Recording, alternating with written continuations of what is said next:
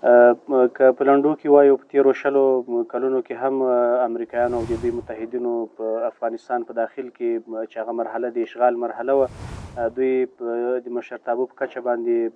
په اسلامي امارت باندې ډېر سخت بندیزونه لګولي وو، چې بالاخره هغو بندیزونو هم نتیجه ورنه کړه. وروسته له 20 کلونو نه امریکایانو او د دوی متحدینو په افغانستان کې ماتې وخوړله. اوس هم دا ډېر لوی فرصت دی د امریکایانو د دوی د متحدینو لپاره چې دوی له دې فرصت نه استفاده وکړي، ځکه دوی ته اوس معلومات وسو، د دوی اوس عقل سر ته راغی چې 20 کلونو بندیزونو هم نتیجه ورنه کړه. وروسته له 20 کلونو نه دا دی د افغانستان د اسلامي امارت د راتګ هم 4 کلونه پوره کېدونکي دي چې الحمدلله په افغانستان کې امنیت هم قایم شوی ده. په افغانستان کې تقریبا پخوا چې په تېره اداره کې 9 لکه مامورینو کسانو ته معاشات اجرا کېدل، همدا اوس اسلامي امارت څه باندې 11 لکه کسانو ته معاشات اجرا کوي، پروژې تطبیقېږي او قسمه د افغانستان په هره برخه کې، که اقتصادي برخه ده که امنیتي برخه ده، د پام وړ او نه توجیه کېدونکی تحول راغلی ده. دا چې امریکایانو اوس هم درک کړه چې د اسلامي امارت له مشرانو څخه خصوصا له قدرمن خلیفه صاحب سراج الدین حقاني څخه دغه لوړه جایزه لرې کوي، دا د دې په معنا باندې ده چې امریکایانو اوس دا درک کړې ده چې اسلامي امارت مشران او په مجموع کې اسلامي حکومت بندیزونو ته نه تسلیمیږي او دوی د تعقل او د تعامل لاره اختیار کړه. دا د افغانستان لپاره او د افغانانو لپاره ډېر لوی زیری ده او ښه پرمختګ. او بالکل د بندیزونو لرې کول 3 مهم اړخونه لري، چې یو یې سیاسي اړخ ده او بل اقتصادي ده.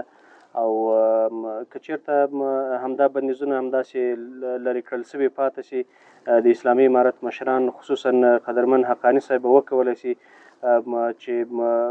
دغه د سفر بندیزونه او محدودیتونه له دونه لرې شوي وي او دی سفرونه وکړي، له نورو هیوادونو سره هم اړیکې لکه څنګه چې په رغښت باندې روانې دي همداسې ورسره ورغوي او خبرې ورسره وکړي، مذاکرات ورسره وکړي.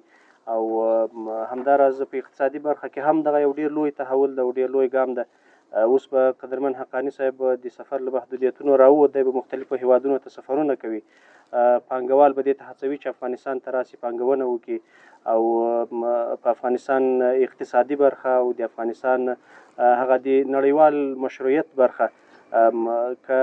د افغانستان اسلامي امارت سمدستي نړیوال مشروعیت ته داخل نشي او همدا یې لاره ده، یوه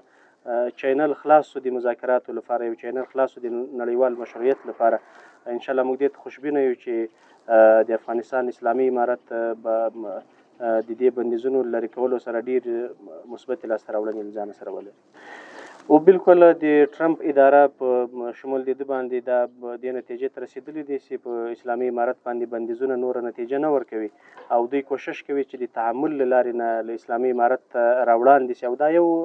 زړورتوب دا یو اقدام یو ګام دوی مخته واخیسته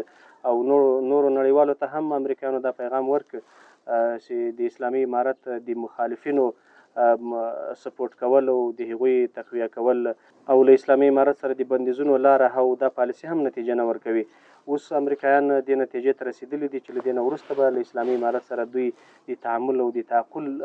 پالیسي ته راوړاندې کېږي او موږ په دې مطمئن یو چې د ټرمپ اوسنۍ اداره چې دوی لومړنی اقدام دا وکړ چې د اسلامي امارت له مشرانو نه بندیزونه پورته کړه، له دې نه وروسته به دوی راوړاندې کېږي او دا یې نورو نړیوالو ته هم یو پیغام ورکړ چې دوی هم رامخته شي او دا یو د زړورتوب اقدام وکړي چې له اسلامي امارت سره د تعامل لاره او د تعامل